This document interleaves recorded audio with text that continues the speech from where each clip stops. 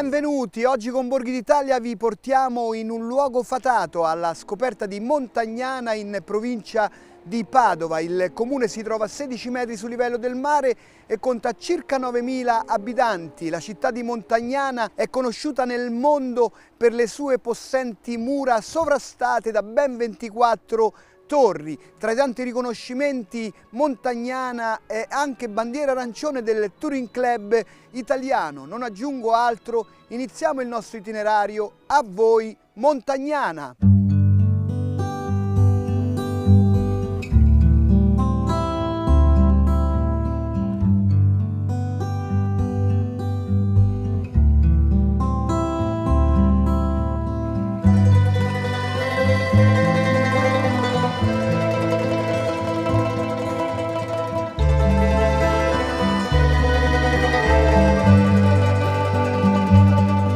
Iniziamo il nostro itinerario a Montagnana con il sindaco Giampaolo Lovato e lo facciamo all'interno di questo palazzo storico e qui c'è proprio il cuore della Montagnana amministrativa perché siamo all'interno di questa bellissima sala del Consiglio Comunale. Ci presenti il comune di Montagnana? Montagnana è una città storica, Montagnana è una città medievale. Montagnana ha una cinta muraria completamente integra di circa 2 km, frastagliata da 24 torrioni poligonali alti 17 metri. A Montagnana si può entrare solo attraverso castelli, Porta Padova e Porta Legnago, oppure attraverso delle porte. Non ci sono altri accessi. Montagnana è molto ricca di storia. Già a Montagnana si trovava coi Paleoveneti. Dopo Montagnana è diventato un piccolo borgo fortificato dei Romani, perché era un punto di controllo sull'Adige. L'Adige fino al 589 passava per Montagnana. Dopo, improvvisamente, con la famosa rotta della Cucca, l'Adige si è spostato più a sud verso Badia. Quindi Montagnana è sempre più fortificata, fino a che nel 1242 Ezzelino III da Romano ha distrutto Montagnana e l'ha incendiata perché era la guerra tra il papato e l'impero. Montagnana parteggiava per il papato e quindi gli è andata male quella volta, però Ezzelino III da Romano ha voluto anche cominciare a ricostruire Montagnana e l'ha ricostruita con un famoso mastio che si trova a San Zeno, alto 40 metri, dal suo sommità è bellissima vedere tutta Montagnana e si arriva a vedere fino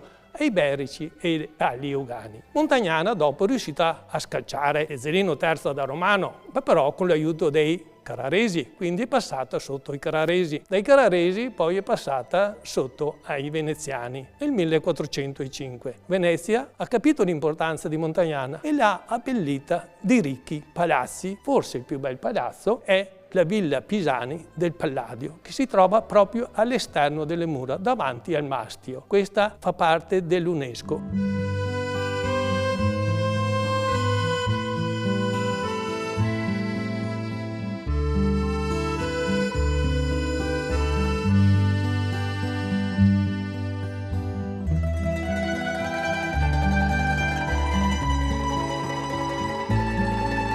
Parlavamo delle mura, ma senz'altro un altro dei gioielli di Montagnana è il Duomo che domina la piazza. Il Duomo, già col portale del Sansovino come si vede in pietra bianca, dopo entriamo, abbiamo due affreschi, c'è il Davide e la Giuditta. Questi sono affreschi che alcuni hanno riferito al Giorgione, tanti altri riferiscono che sono della scuola del Giorgione, ma sono due affreschi. Ma che cos'è Montagnana per lei? Montagnana per me, ecco, voglio dire una cosa, io ho fatto il medico a Montagnana per 40 anni.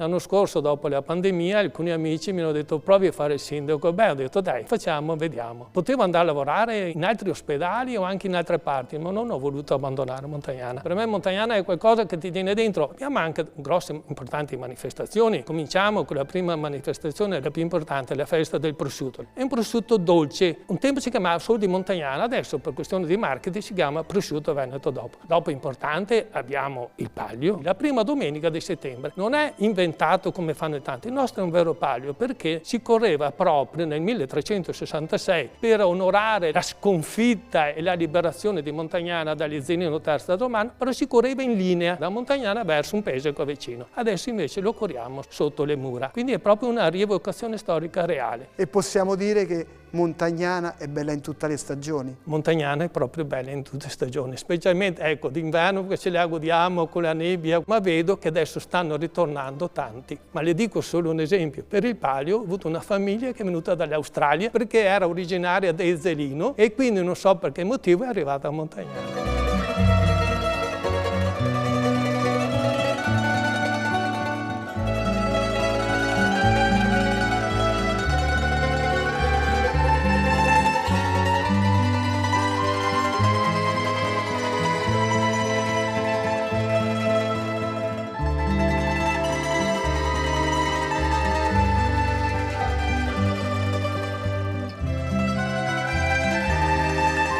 Sindaco, vogliamo concludere il nostro incontro con un invito? Io sono innamorato di Montagnana e spero chi l'ha visto, chi la vede, chi la vedrà, ma soprattutto anche se uno vuole mangiare bene. A Montagnana si mangia bene in tante parti. Grazie Sindaco, e noi continuiamo il nostro itinerario alla scoperta delle bellezze di Montagnana in provincia di Padova.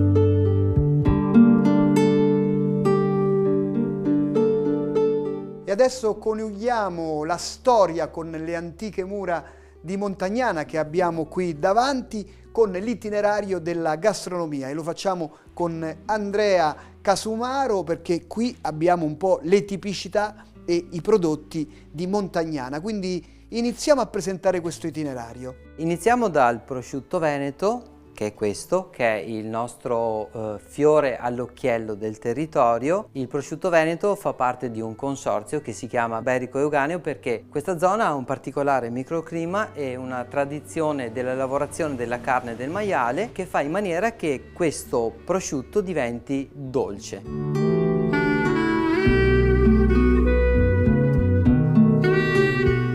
E una delle vostre specialità è il prosciutto con la focaccia, e anche la focaccia è particolare. Certo, la focaccia è particolare in quanto all'interno dell'impasto abbiamo una determinata percentuale di prosciutto veneto DOP. Questo fatto a seconda del disciplinare del prosciutto veneto. Poi so che voi vi distinguete anche per la lavorazione proprio della pasta a livello artigianale. Noi siamo produttori di pasta fresca, questa cosa è iniziata diciamo una decina d'anni fa. Una pasta fresca importante che noi facciamo sono le asagne col groppo, che è un termine dialettale che noi utilizziamo per definire questa tipologia di pasta che dopo diventa questo piatto. Le asagne col groppo è una pasta all'uovo interamente stirata e tagliata a mano. Un'altra tipologia di pasta che facciamo e che ci contraddistingue sono i bigoli fatti con il torcolo. E poi abbiamo gli spaghetti. Gli spaghetti, sì, che noi facciamo a mano con la nonna papera, con la macchinetta, quella che tutte le famiglie hanno, e si fanno a mano. La peculiarità della nostra pasta è che, essendo all'uovo, è molto tenace e quindi tiene molto bene la cottura, e anche se si cucina un minuto in più comunque resta una pasta al dente. E il piatto che ci ha preparato suo fratello, che poi è lo chef,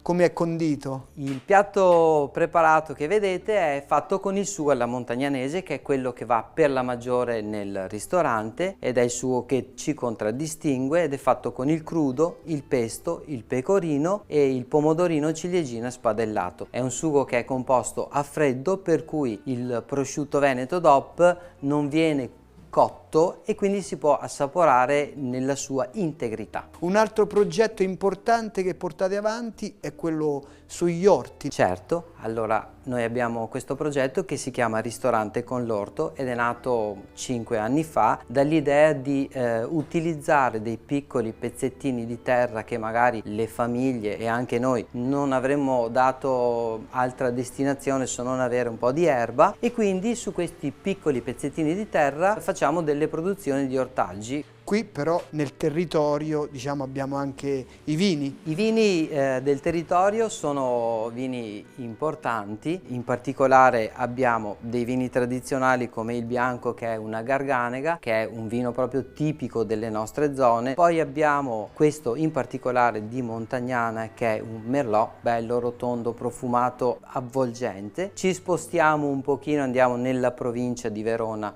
con una Valpolicella. Poi abbiamo il prosecco, che è la glera spumantizzata, ed è una cosa che si addice benissimo ai nostri piatti, al prosciutto crudo. E poi abbiamo lo scolé, che è un uvaggio di Cabernet e Merlot, sempre dei Colli Euganei. Vedo anche qui altre produzioni poi. Sì, quelle sono sempre produzioni che fanno parte del progetto Ristorante con l'Orto e sono produzioni di frutta, per cui lì abbiamo dell'uva sotto spirito e delle mele sciroppate. Ma che cos'è Montagnana per lei? Montagnana per me è il posto dove sono nato, il posto dove sono cresciuto, è il posto che mi piacerebbe che tutti prima o poi passassero una mezza giornata a vedere, perché comunque è un territorio che è denso di storia, di cultura, di tradizione, di belle persone, di convivialità, per cui è un posto veramente bello. E qui abbiamo una veranda praticamente sulle mura, quindi mi racconti le espressioni dei turisti quando arrivano qui e mangiano davanti alle mura? Allora, le espressioni dei turisti sono innanzitutto di meraviglia, perché comunque mangiare con un panorama così non è una cosa che capita tutti i giorni, ed è un calarsi dentro ad un territorio, perché i piatti sono naturalmente quelli del territorio e mangiare davanti alle mura vuol dire entrare, non solo fare un pranzo o una cena, ma entrare in una dimensione che è diversa dall'usuale. Grazie Andrea, e noi continuiamo la nostra passeggiata alla scoperta di Montagnana in provincia di Padova.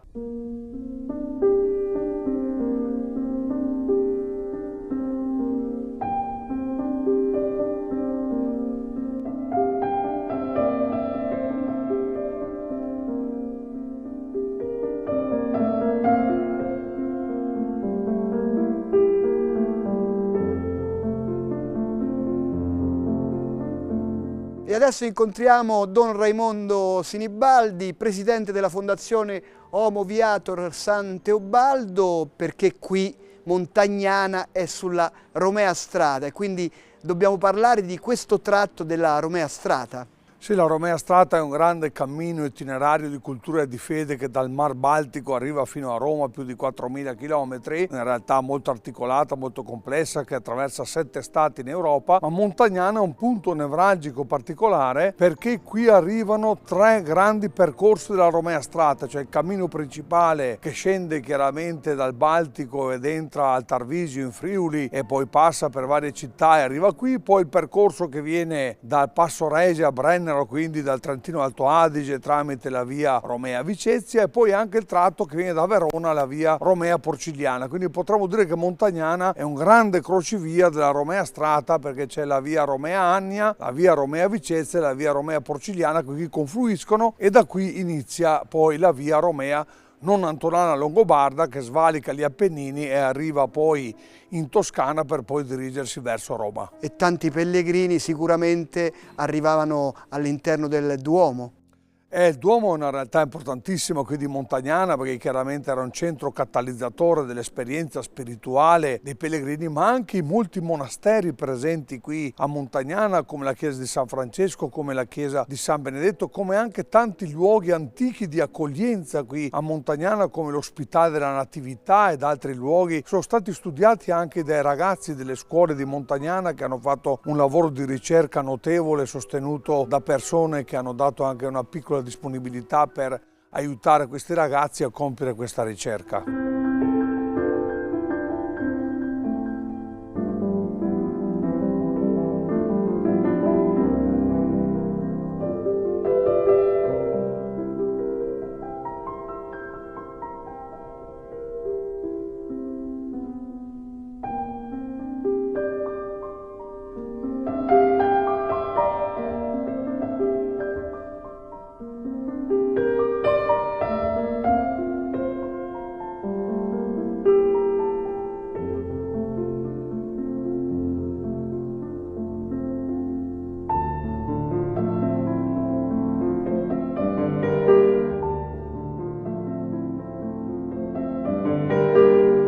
E anche in questo tratto ho visto una bella segnaletica. La segnaletica è stata posizionata già alcuni anni fa, il comune anche si è dato da fare in questo senso alcuni anni fa e quindi è già tutto predisposto sia con grandi bacheche sia con frecce piccole. Chiaramente c'è una guida del Touring Club italiano che illustra tutto il cammino a piedi, una guida dell'editrice di ciclo che raffigura, rappresenta, illustria anche tutto il percorso che si fa chiaramente in bicicletta, quindi il sito internet che è stato anche adesso totalmente rinnovato recentemente, www.romeastrada.org, che chiaramente illustra per filo e per segno tutto quanto il percorso. Grazie a Don Raimondo Sinibaldi, e noi adesso andiamo ad incontrare una guida turistica del luogo per scoprire le altre bellezze di Montagnana.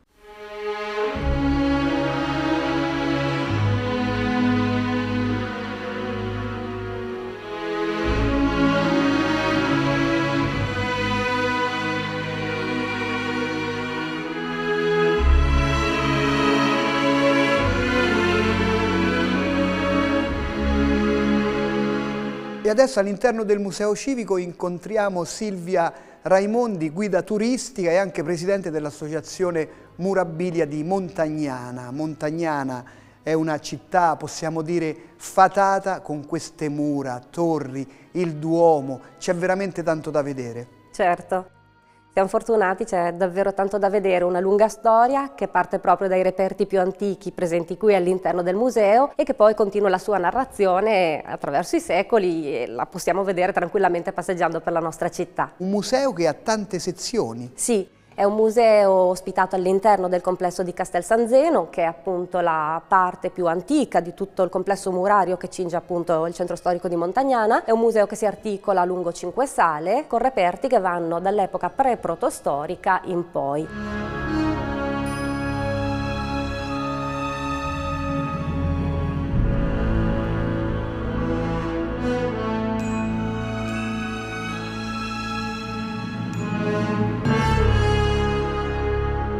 E qui ci troviamo nella sezione romana. Nella sezione romana, il periodo romano è stato una delle grandi fasi della nostra città, il momento in cui probabilmente la città si origina, e credo che qui vicino a noi ci sia anche uno degli esempi più belli, insomma, di quel periodo, la stele di Postumulena Sabina, una stele funeraria commissionata da una signora per se stessa e per i propri congiunti più stretti. Ecco, un esempio senz'altro notevole, perché non è così semplice trovare strutture funerarie di questa tipologia nel territorio della Bassa Padovana.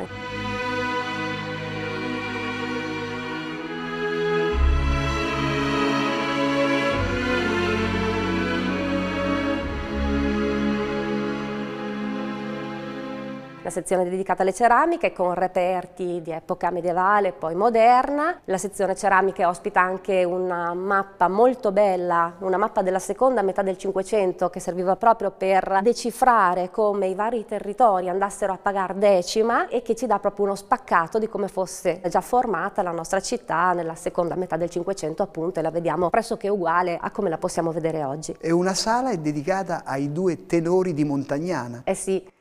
Montagnana dati i natali ha questi due grandi personaggi, Martinelli e Pertile. La coincidenza è che entrambi nascono nello stesso anno qui a Montagnana, nel 1885, e poi avranno nel corso della loro vita queste carriere internazionali di tutto rispetto. Basti considerare che Martinelli diventa l'erede di Caruso al Metropolitan e Pertile era uno dei prediletti di Toscanini, quindi senz'altro due pezzi forti del mondo lirico. Adesso usciamo dal castello San Zeno e andiamo a presentare le meravigliose mura sormontate da 24 torri. Non tutte le città possono vantare una cinta muraria così importante. Senz'altro. Abbiamo la fortuna di avere una cinta completamente integra che va appunto a racchiudere il nostro centro storico. I pezzetti di cortina muraria sono intervallata, come diceva lei, da queste 24 torri che servivano da ulteriore presidio, da ulteriore difesa per una città che aveva un'esigenza di difesa molto forte. Montagnana si è trovata da sempre in un territorio di mezzo che quindi faceva un po' comodo a tutti. Era una terra fertile, una terra comunque accerchiata da una serie di fiumi, di strutture d'acqua, per cui chiaramente possedere questo territorio significava arrivare facilmente ad altri luoghi da conquistare, con cui commerciare, con cui scambiare, ed ecco perché una città relativamente piccola si è dotata di un apparato così imponente.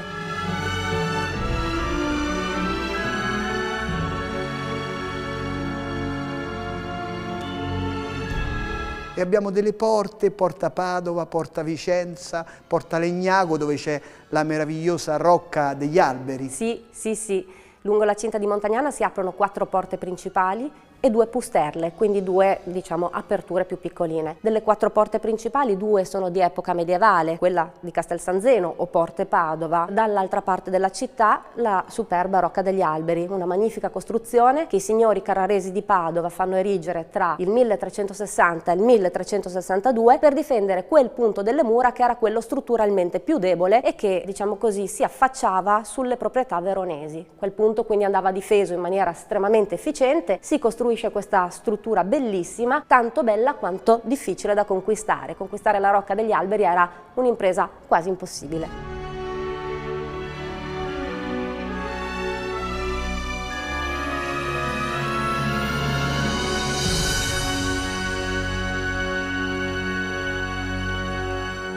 E Montagnana ha una tradizione religiosa importante e questo è dimostrato dal Duomo, che è meraviglioso, e all'interno ci sono delle opere attribuite al Giorgione. Senz'altro, abbiamo un meraviglioso Duomo intitolato a Santa Maria Assunta, la patrona della nostra città. Il Duomo si inizia nel 1431, si conclude la costruzione nel 1502, quindi un periodo piuttosto lungo per un paese così piccolo, per riuscire comunque a dar stabilità ad una struttura molto imponente, alta e stretta, e che quindi aveva bisogno di essere sostenuta in qualche modo. L'interno è ricchissimo ed è senz'altro uno dei vanti della Montagnana che si affaccia al Rinascimento. Abbiamo questi 2 affreschi in controfacciata attribuiti a Giorgione, Giorgio da Castelfranco. La critica è abbastanza ormai concorde nel ritenere che la paternità possa essere di Giorgione, anche perché Giorgione ha lasciato un'altra testimonianza di Montagnana, che è una veduta di Castel San Zeno, e purtroppo non si trova qui, si trova in Olanda, si trova a Rotterdam, ma comunque si dà menzione del fatto che il pittore di qui sia transitato. Poi sull'altare abbiamo il Veronese.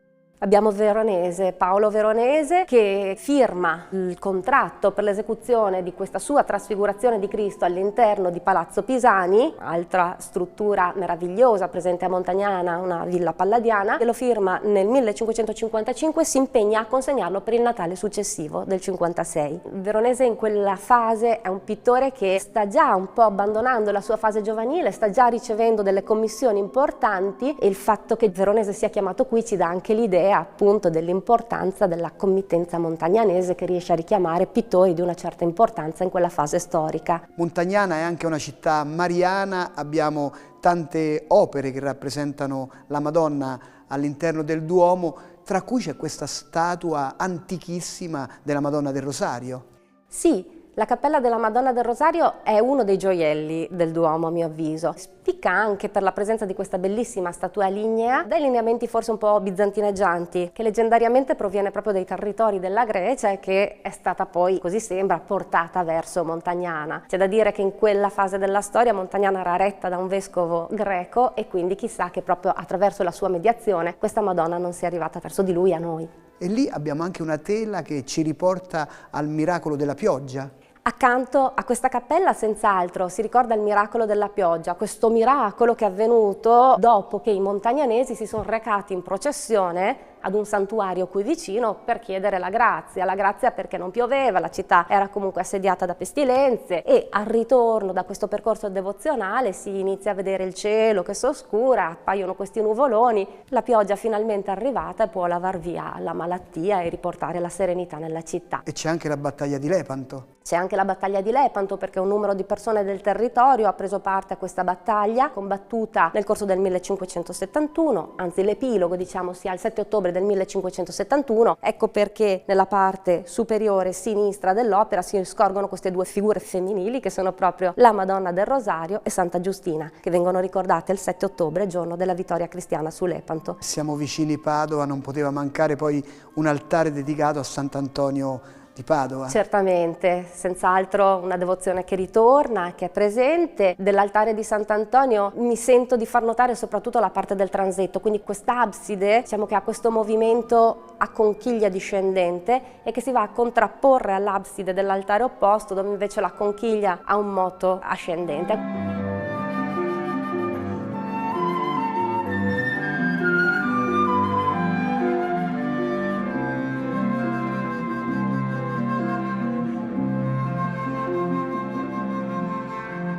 Poi dobbiamo uscire dal Duomo e arrivare a San Francesco. Arriviamo a San Francesco, che probabilmente è la chiesa più antica presente all'interno del centro storico e che è una chiesa di non semplice datazione e di cui non è sempre semplice ricostruire le vicende storiche. I documenti che parlano della fondazione della chiesa danno una data, che è il 1350, che però non combacia esattamente con lo stile della chiesa, che sembra essere un po' precedente. Quindi è possibile che fosse una chiesa duecentesca, modificata poi nei secoli successivi. C'è il convento delle Clarisse all'interno, senz'altro sono delle suore di clausura, sono presenti dagli anni 60 e continuano appunto a reggere le sorti della comunità religiosa della nostra città. Ma sono tante altre le cose da vedere qui a Montagnana. Il giro intorno alle mura è qualcosa di suggestivo, sono 2 chilometri di mura. Ma visto che lei è nativa anche di qui, che cos'è Montagnana per lei? Per me Montagnana è la certezza che danno le mura.